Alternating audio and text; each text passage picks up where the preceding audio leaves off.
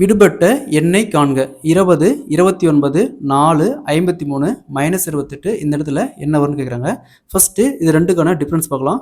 +9. Next இது ரெண்டுக்கான difference -25. Next இது ரெண்டுக்கான difference +49. Next இது ரெண்டுக்கான டிஃபரன்ஸ் பார்த்தோம்னா -81. இதுக்கு 9ங்கிறது 3 ஸ்கொயர், 25ங்கிறது 5 ஸ்கொயர், 49ங்கிறது 7 ஸ்கொயர், 81ங்கிறது 9 ஸ்கொயர். 3, 5, 7, 9 இங்கே பார்த்தோம்னா 11 வரும். அப்போ 11 ஸ்கொயர்.